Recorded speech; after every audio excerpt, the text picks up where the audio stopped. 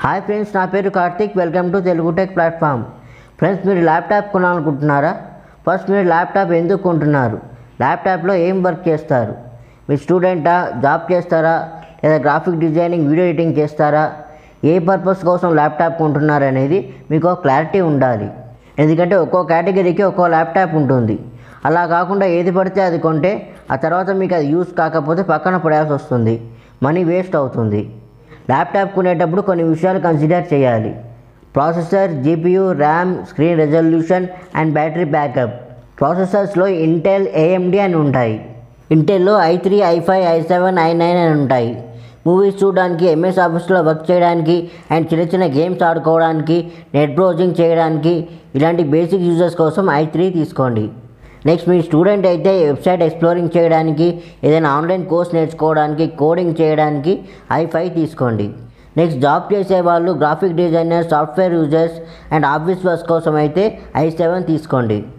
And ఎవరైతే gamers ఉంటారో, streaming చేసే వాళ్ళు ఉంటారో అండ్ ప్రొఫెషనల్ లెవెల్లో video editing, 3D rendering, Photoshop use చేసే వాళ్ళు ఉంటారో వాళ్ళు i9 తీసుకోండి. ఇంటెల్లో ఇంకో బెనిఫిట్ ఏంటంటే ఇందులో పీ కోర్స్, ఈ కోర్స్ అని ఉంటాయి. పీ కోర్స్ పర్ఫార్మెన్స్ అవసరం ఉన్న చోట వర్క్ చేస్తాయి అండ్ ఈ కోర్స్లో ఎఫిషియన్సీ బాగుంటుంది. అండ్ రైజన్లో కూడా సేమ్ ఇంటెల్ లాగే Ryzen 3, Ryzen 5, Ryzen 7, Ryzen 9 అని ఉంటాయి. బేసిక్ యూజర్స్కి Ryzen 3 తీసుకోండి. స్టూడెంట్ అయితే Ryzen 5 తీసుకోండి. అండ్ ఆఫీస్ వర్క్స్ కోసం అయితే Ryzen 7 తీసుకోండి. అండ్ ఎవరైతే గేమర్స్ ఉంటారో, స్ట్రీమింగ్ చేసే వాళ్ళు ఉంటారో అండ్ వీడియో ఎడిటింగ్ చేసే వాళ్ళు ఉంటారో వాళ్ళు Ryzen 9 తీసుకోండి. ఇంటెల్ అయినా Ryzen అయినా ఇంత లేటెస్ట్ జనరేషన్ తీసుకుంటే ప్రాసెసర్ పర్ఫార్మెన్స్ అంతగా బాగుంటుంది. ఇంటెల్లో మినిమం 12th జనరేషన్ తీసుకోండి, అంతకంటే ఓల్డ్ జనరేషన్స్ వైపు వెళ్ళొద్దు. ఎందుకంటే ఓల్డ్ జనరేషన్లో పర్ఫార్మెన్స్ అంతగా బాగుండదు. రైజన్లో Ryzen 7 జనరేషన్ తీసుకోండి.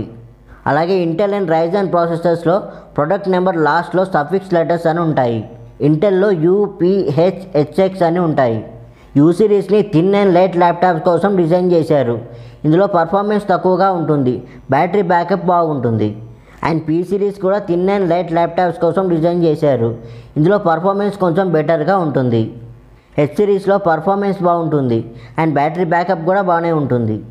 నెక్స్ట్, హెచ్ఎక్స్లో హెచ్ కంటే హై లెవెల్ పర్ఫార్మెన్స్ ఉంటుంది. నెక్స్ట్, రైజన్లో UPX, XT, X3D అని ఉంటాయి. రైజన్లో కూడా యూ సిరీస్లో పర్ఫార్మెన్స్ తక్కువగా ఉంటుంది, బ్యాటరీ బ్యాకప్ బాగుంటుంది. పీ సిరీస్లో పర్ఫార్మెన్స్ బాగుంటుంది. అండ్ XT, X3Dలో హై పర్ఫార్మెన్స్ ఉంటుంది. అండ్ స్టోరేజ్ కోసం SSD తీసుకోండి. అంత బడ్జెట్ లేదు అనుకుంటే HDD తీసుకోండి. ఇక ర్యామ్ విషయానికి వస్తే ర్యామ్ గురించి నేను ఆల్రెడీ ఒక వీడియో చేశాను. ఆ వీడియో మీకు నేను ఇక్కడ ఐ బటన్లో ప్రొవైడ్ చేస్తాను. ఆ వీడియోలో మీరు ర్యామ్ గురించి డీటెయిల్గా తెలుసుకోవచ్చు. అండ్ గ్రాఫిక్ కార్డ్స్లో నార్మల్ యూజర్స్ కోసం అయితే ఇంటిగ్రేటెడ్ గ్రాఫిక్స్ సరిపోతుంది. Video editing, 3D rendering, gaming కోసం అయితే డెడికేటెడ్ గ్రాఫిక్ కార్డ్స్ తీసుకోండి. గ్రాఫిక్ కార్డ్స్లో TGP వాల్యూ ఎక్కువ ఉండేలా చూసి తీసుకోండి.